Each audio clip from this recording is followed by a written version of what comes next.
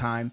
But since I've been home, you know, I've been definitely blessed with the opportunity to, you know, link up with a lot of people. The whole entire show. But, you know, we thought that was good. And we want to thank everybody out there supporting the album. We invented the remix. You know what I'm saying? Platinum, debut #1. We got my man Loon coming up next. How'd it feel, Loon? You went out there and did your thing. You was received very well. A lot of cats out there from the tri-state.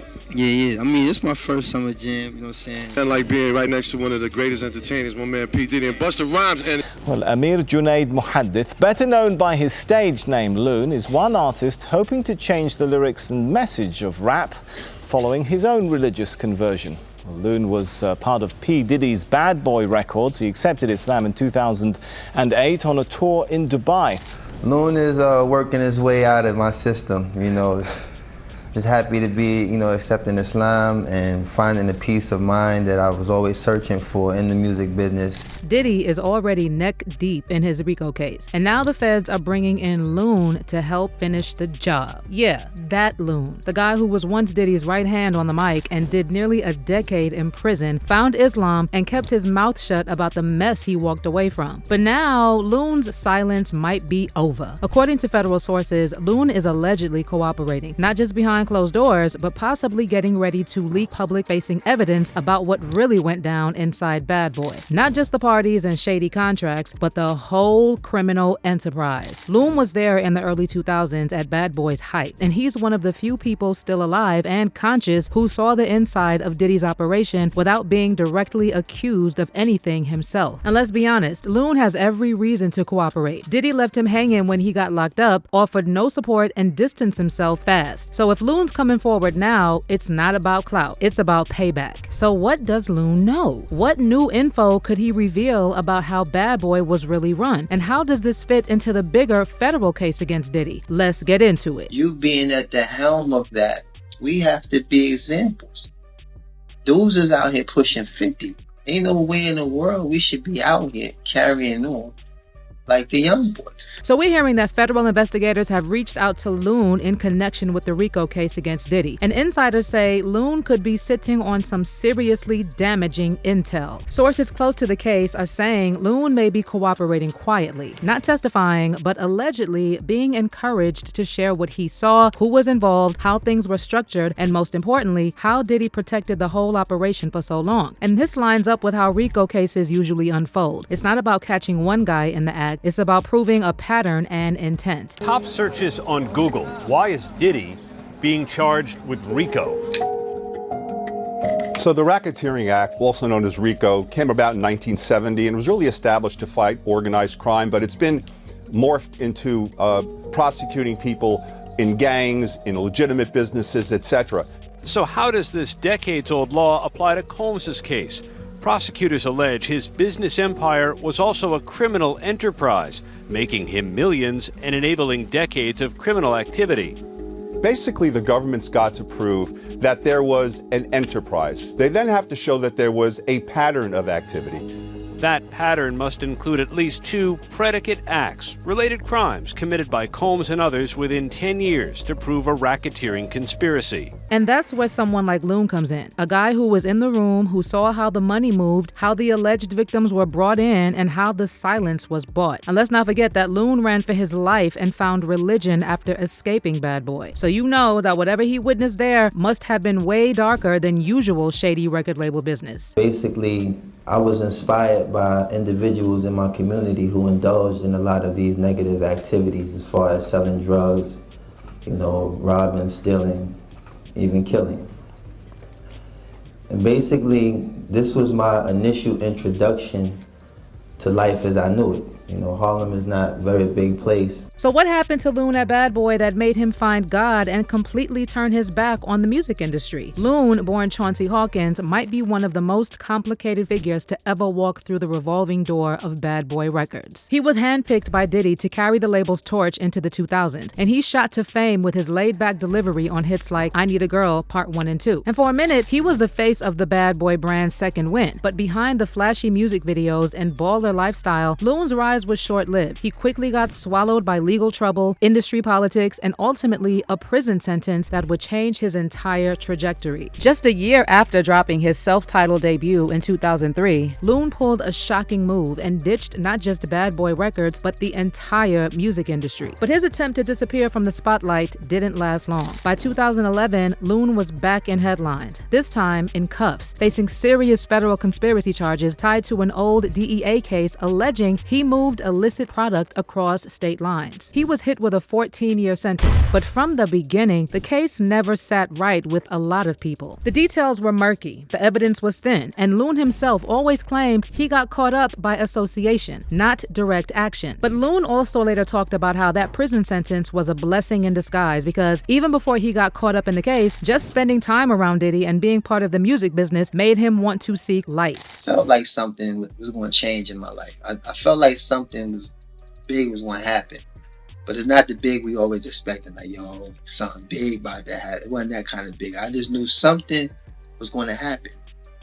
Because I was being nurtured, cultivated, and educated before that took place. Now fast forward to 2020 when Loon was released from prison and he shocked everyone again by reconnecting with Diddy. That move raised a lot of eyebrows considering their history, and many people pointed out how Diddy didn't even visit Loon all those years when he was locked up. But because of his religion, Loon genuinely believed Diddy had changed, or at least deserved the chance to. Loon was coming from a place of faith, forgiveness, but maybe also being a little too naive. So at first, Loon decided to brush off the past, and he was ready to forgive Diddy, let bygones be bygones, and keep things peaceful. But then the floodgates opened. Once all those disturbing allegations against Diddy started stacking up, Loon started rethinking everything. And now he knows that forgiveness means nothing to people like Diddy because they'll take your grace and use it against you. In a recent interview, Loon claimed that Diddy didn't just distance himself when he was in prison, he strategically threw him under the bus. And he's not just talking about industry politics or shady royalties, he's talking setups. Loon hinted that Diddy made sure others took the heat so he could stay clean, using people as scapegoats while building his empire on lies. Then once again, you know, being kind of like a scapegoat for Puff's, you know, characteristics or shortcomings or whatever the case may be. It's like no man should be held accountable for another man's, you know what I'm saying, Right. dealings. But When you say a unfortunately, scapegoat, what exactly you saw? I think there are a lot of times with how people perceive Puff can easily trickle down to his artists. You know what I'm saying? Unless you get to know them, then you might find some variation. But off the rip, it's like whatever is affiliated with Puff, it just becomes like this blanket thing. Guilt by association. Yeah, guilt by association. Right. It just becomes a blanket. It's like whatever he does right, you may reap the benefit from that. But definitely whatever he does wrong. You know what I'm saying? That's on you too. Yeah, that's Right. on you too. You getting locked up. So now that the federal prosecutors are in their final push to convict Diddy of RICO, Loon might be the key to the puzzle. According to sources close to the case, investigators are working behind the scenes with the former Bad Boy artist and looking for evidence that Diddy ran Bad Boy like a criminal enterprise. And this move makes total legal sense. RICO isn't a one-and-done crime. It's about proving a long-term track record of illicit activity and using employees as enforcers. That's why turning someone like Loon, who was inside the machine but never charged, into a cooperating witness fits the exact mold documented by federal guidelines. It's believed. We know he was doing the work of the Al Capone of the lube world.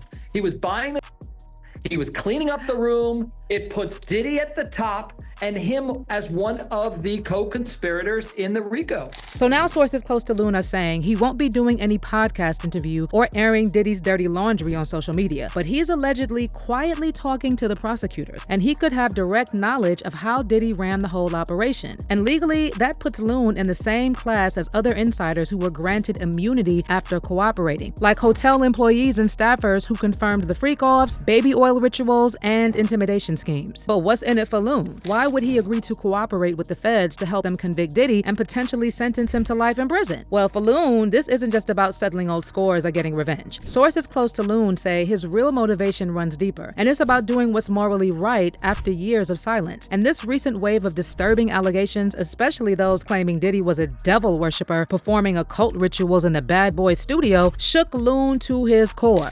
Necrophilia and necromancy, right? These are the two popular speculations as to why, or possible reasons as to why Diddy's attorney, Anthony RICO, has set a motion or put in a motion to be withdrawn from the case, right? He states in his paperwork that under no circumstances can he continue to represent Diddy. Now, definition of necrophilia is the engagement of sexual intercourse with corpses. If that is what some of the new charges are against Diddy, just put him under the jail.